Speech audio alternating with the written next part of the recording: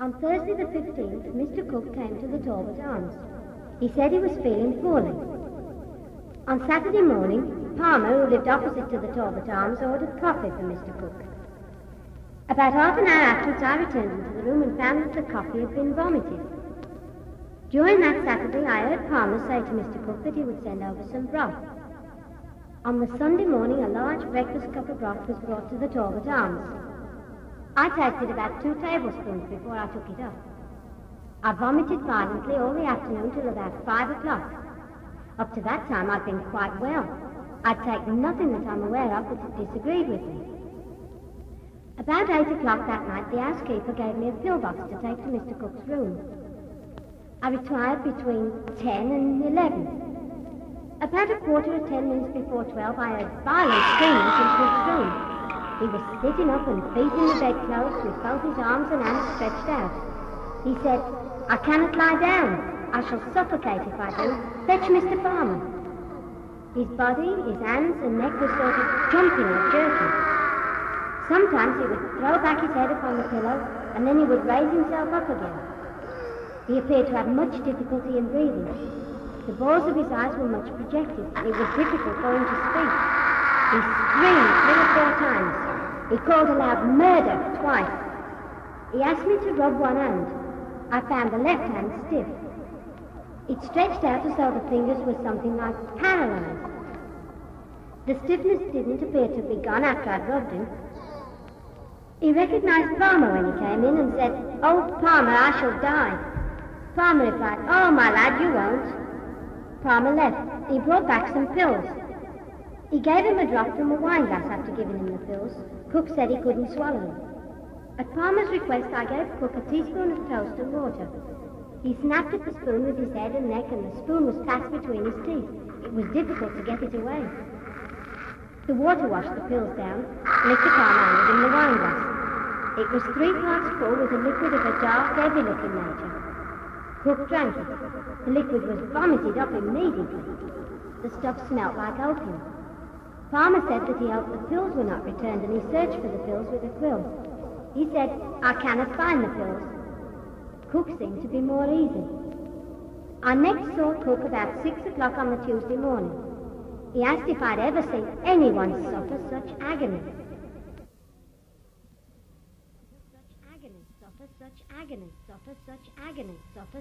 Idiopathic and traumatic. Idiopathic tetanus is tetanus originating as a primary disease without any wound. Traumatic is from a wound. During 22 years I have been surgeon to the London hospital. I have never seen a case of idiopathic tetanus. I have seen over 50 cases of traumatic tetanus. Traumatic tetanus first manifests itself by a stiffness about the jaws and the back of the neck, rigidity of the muscles of the abdomen, pain at the pit of the stomach, and in many cases the muscles of the back are sensibly affected. The spasms, though continuous, are liable to aggravation in paroxysms. As the disease goes on, these paroxysms become more frequent and more severe. The body is drawn backward. In some instances, it is bent forward. In an acute case, difficulty in swallowing is very common. Difficulty in breathing also during the paroxysm. The disease may end, supposing it to be fatal, in 2 ways. The patient may die suddenly of suffocation owing to closure of the windpipe, or worn out by the severe spasms. The muscles may relax and the patient gradually sink and die. Traumatic tetanus is generally the locking of the jaw, almost invariably.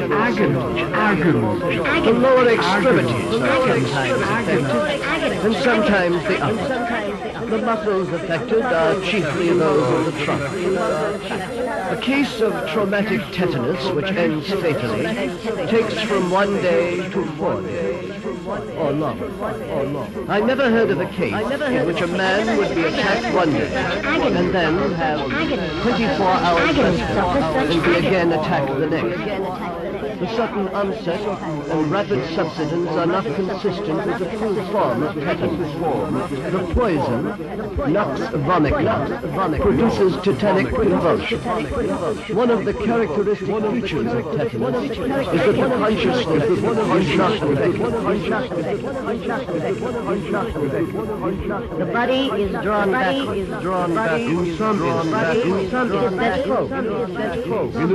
Difficulty in swallowing. Difficulty in breathing also During the process.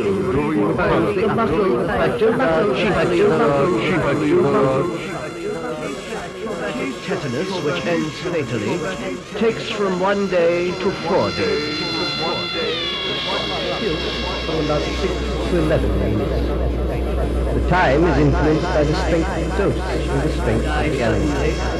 Poison is absorbed into the blood, then circulated through the body, and the poison especially acts on the spinal cord, such agony suffers such part of the body from which the nerves affecting the voluntary muscles proceed.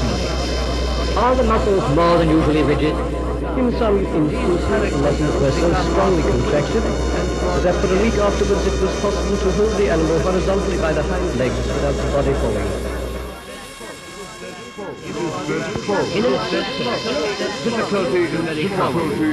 Difficulty in breathing also during the parable. Morphia, strychnia, baratria, the poisons of tobacco, hemlock, arsenic is an almost invariable symptom.